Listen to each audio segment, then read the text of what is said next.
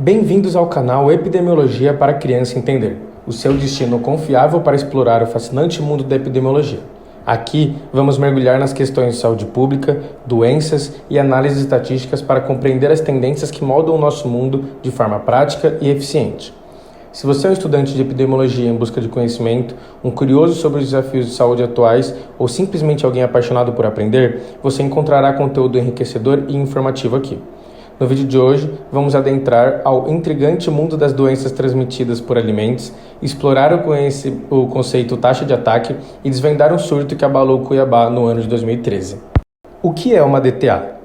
Em primeiro lugar, uma doença transmitida por alimentos, também conhecida como DTAs, é uma condição de saúde que ocorre após a ingestão de alimentos ou bebidas contaminadas por patógenos, micro-organismos prejudiciais como bactérias, vírus, parasitas ou substâncias tóxicas.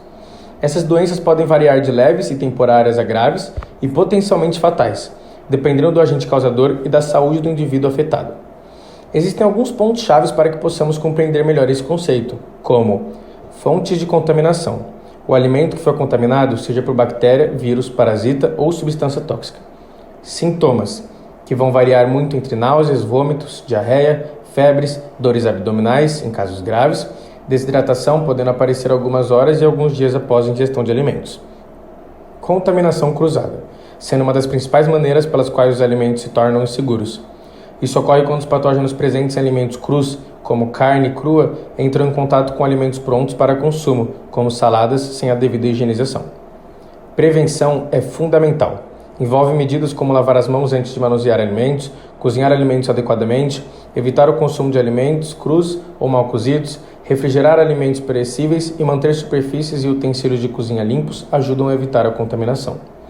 Surtos de DTAs. Vai ocorrer quando um grande número de pessoas fica doente após consumir o mesmo alimento contaminado. Investigadores de saúde pública rastreiam a origem da contaminação durante esses surtos para prevenir disseminação adicional. Grupos de risco. Pessoas que estarão em maior risco de desenvolver complicações graves após a infecção por patógenos transmitidos por alimentos. Tratamento. Pode variar, mas envolve repouso, reidratação e, em alguns casos, medicamentos para aliviar sintomas específicos. Em casos graves, a hospitalização pode ser necessária. Educação pública. A conscientização sobre práticas seguras de manipulação de alimentos é crucial para prevenir DTAs. É importante que todos estejam cientes do risco e saibam como proteger sua saúde e a de suas famílias. E quais agentes estão envolvidos? O caso que logo será apresentado contou com 3 possíveis agentes, sendo eles Staphylococcus, Bacillus cereus e Escherichia coli. O Staphylococcus é um grupo de bactérias que podem ser naturalmente encontradas na pele e nas mucosas de seres humanos e animais. No entanto, o Staphylococcus, em particular o Staphylococcus aureus, pode se tornar patogênico e causar infecções quando o sistema imunológico está deprimido. Além disso, algumas cepas de Staphylococcus, conhecidas como Staphylococcus aureus resistente à amoxicilina, desenvolveram resistência a antibióticos comuns, tornando o tratamento dessas infecções mais desafiador.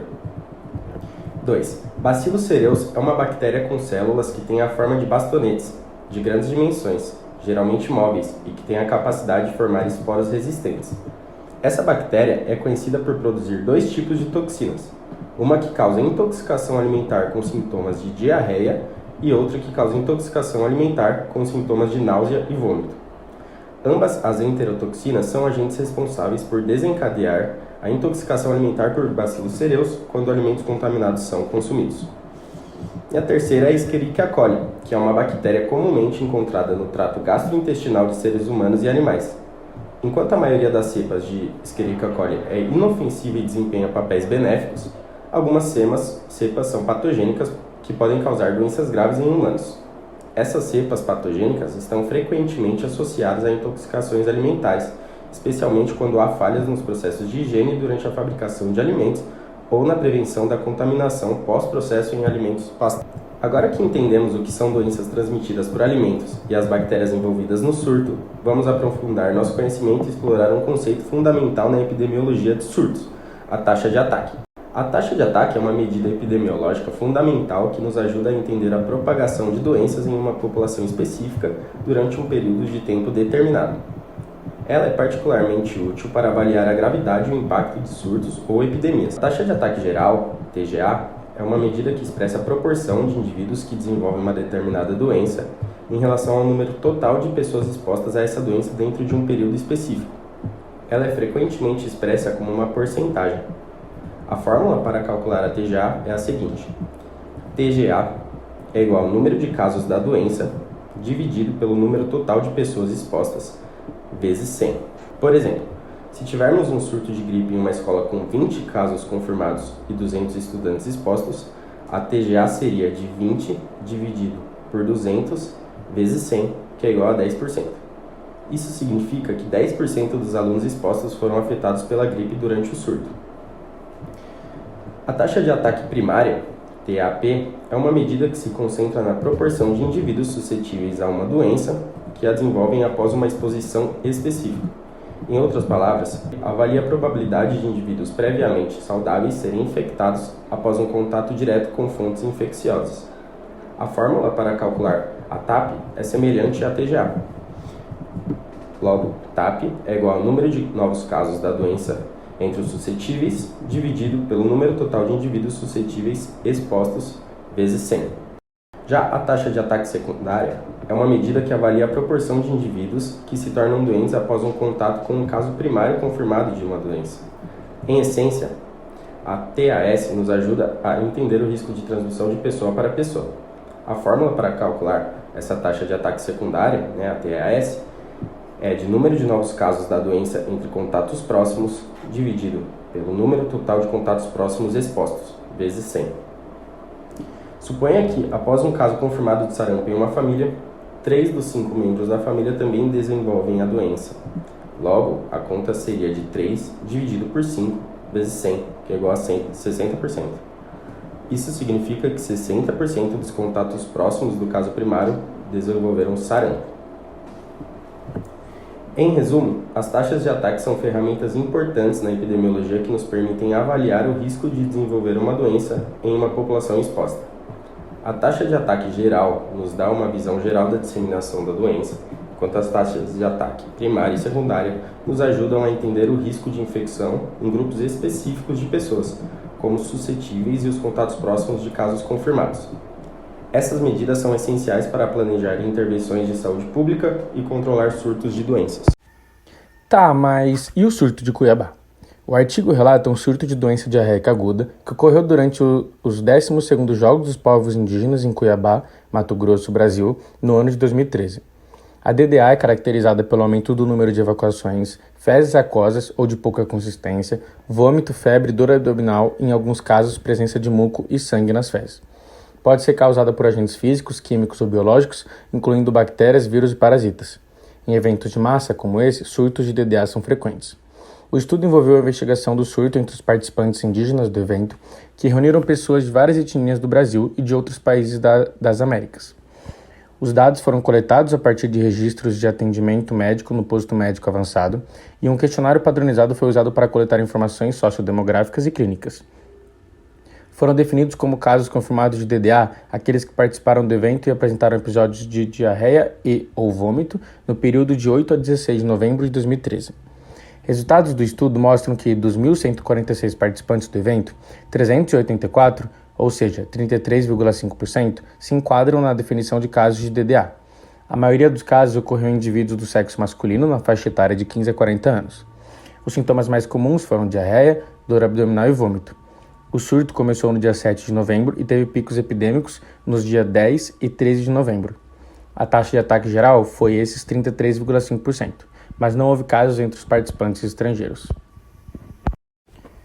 Bom, é importante explicar que chegamos nesses 33,5% fazendo a simples conta de 384 pessoas doentes sobre as 1.146 que foram expostas. Dessa forma, chegamos nesse valor. Além disso, não temos os dados de taxa de ataque secundária no artigo. Nós, produtores desse canal, estudantes de medicina veterinária, acreditamos que não tenha sido possível chegar nesse resultado, pois, assim como informado pelos pesquisadores no artigo, a comunicação com as tribos indígenas era muito difícil devido às diferenças culturais e de linguagens. Dessa forma, não foi possível saber, por exemplo, se os familiares dessas pessoas doentes também foram acometidos pela DDA. Nesse gráfico que estamos mostrando para vocês, podemos ver que temos duas ondas de surgimento de sintomas entre os presentes no evento, entre os dias 7 e 6 de novembro. Dessa forma, novamente nós, como produtores do canal e estudantes de medicina veterinária, podemos sugerir duas hipóteses. Uma delas seria de que, por ser um surto que envolve 3 bactérias diferentes, essas mesmas podem conter 3 períodos de incubação diferentes. Além disso, a segunda hipótese seria de que a segunda onda são os infectados pelos que já estavam doentes na primeira onda, provavelmente devido a um período de incubação curto da bactéria envolvida. Então o caso foi grave? Bom, o caso que apresentamos a vocês é tão relevante e expressivo que, quando analisamos o organograma de órgãos e secretarias notificadas pelo caso, observamos que, de primeira mão, apenas a Secretaria de Estado de Saúde de Cuiabá e Mato Grosso haviam sido notificadas. Conforme os casos foram avançando e mais pessoas apresentavam sinais de contaminação por DTAs, a notícia tomou grande proporção, passando de uma notificação municipal para estadual, até chegar ao Ministério de Saúde no Distrito Federal, em Brasília, onde atingiu nível nacional e máxima mobilização.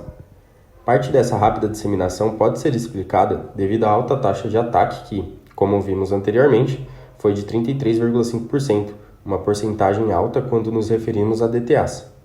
Portanto, ficou bem claro que as doenças transmissíveis por alimentos correspondem a um assunto muito sério e que devemos prestar bastante atenção em onde e o que vamos comer, a fim de evitar contaminações por micro-organismos indesejados e maléficos à nossa saúde e à saúde pública.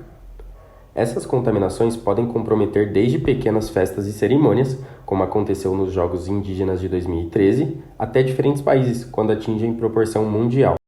E por hoje é isso, pessoal! Então, não se esqueça de se inscrever no nosso canal, ativar o sininho de notificações e ficar ligado para as atualizações semanais. Juntos, vamos explorar os desafios e as conquistas da epidemiologia e trabalhar para um mundo mais saudável e seguro para todos nós. Qualquer dúvida sobre o caso de hoje, deixe nos comentários que estaremos respondendo dentro de 24 horas. Muito obrigado e até uma próxima com Epidemiologia para a Criança Entender, o seu portal preferido de epidemiologia.